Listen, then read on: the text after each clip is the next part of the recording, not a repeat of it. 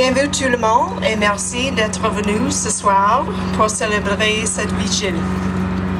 I am honored to be here among you to share my story about caring for a loved one with ALS. I'm sure it's a story similar to many of yours. Either you have lived it or are living it now.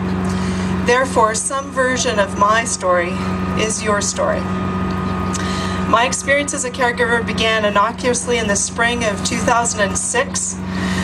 My husband Chris complained that his hand hurt when he was trying to grip a golf club or throw a frisbee.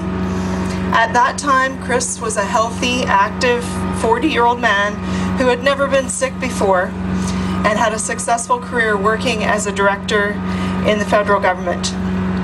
Chris saw our family doctor, who immediately ordered an MRI and an appointment with a neurologist. Soon after, in July of 2006, he was officially diagnosed with ALS. He was told he had likely had it for some time, and now he had 2 years to live. At that time, our twin daughters were about to start grade 3. Thus, my experience as a caregiver began with no training. In 2007, he had many falls. He became significantly weaker and began to use a motorized scooter. The following year, he required a wheelchair, and the year after that, he received a ventilator and nighttime breathing equipment. He passed away in July of 2010, approximately 4 years after diagnosis, the summer before the twins started grade 7. One of Chris's wishes was to not be hospitalized. I agreed to this request, and in the ensuing 4 years, Chris did not spend one day in hospital. Not one day. Instead, our home became a hospital where he could be cared for with dignity and respect for his wishes. My experience is one that is not uncommon. Janice Keefe, a researcher with the Institute of Research on Public Policy, recently published a paper entitled Supporting Caregivers and Caregiving in an Aging Canada. In it, she states that more public support for caregivers would demonstrate greater recognition of caregiving, would reduce the need for formal care, would delay institutionalization, or in my case, avoid it completely, and would also relieve the cost pressure on the long-term health and healthcare systems.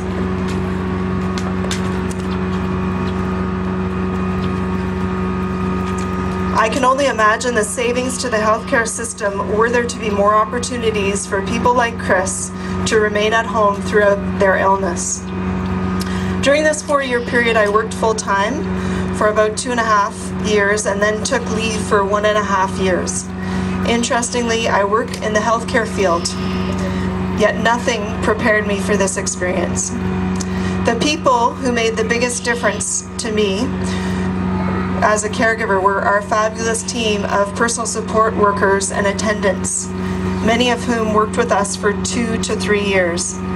They are the unsung heroes of our current healthcare system and also deserve better treatment and more recognition. There were many professionals involved in our home care experience. However, the majority of the coordination of services and the burden of care rested squarely with me as his primary caregiver. Like the spine, I was the recipient of all the incoming messages, disseminating medical information and translating it into care and treatment.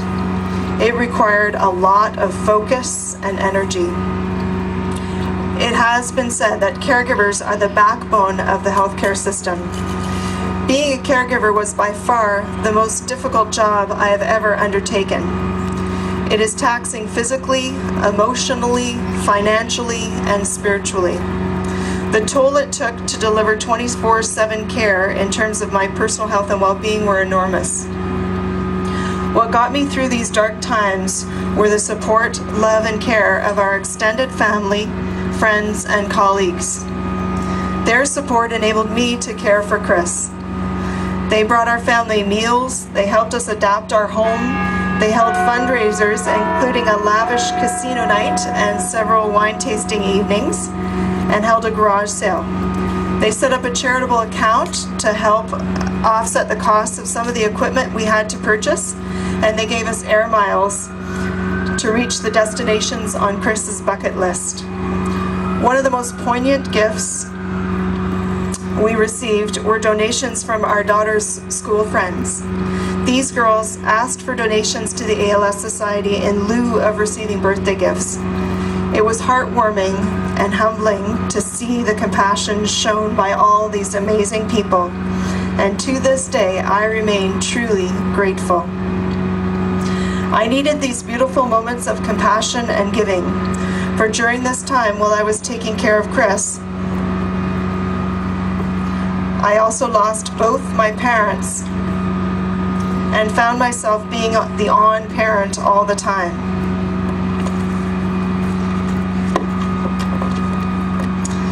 This was an extremely challenging time for me, and I felt pulled in many directions. I have always considered myself a strong and resilient person, but to tell you the truth, this nearly proved too much.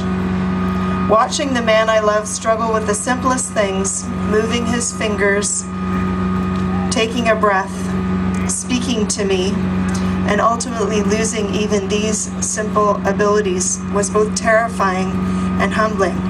ALS is truly a cruel disease. Wherever ALS has touched you, as someone with ALS, as a caregiver, as a loved one, or a friend, we all share and are united by the same story. We know what we are going through or have gone through.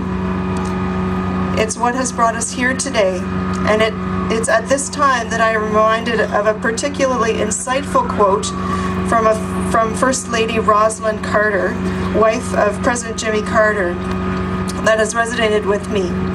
It is as follows: there are 4 kinds of people in the world: those who have been caregivers, those who are currently caregivers, those who will be caregivers, and those who will need a caregiver. My message is a simple one. Caregivers are the backbone of our healthcare system.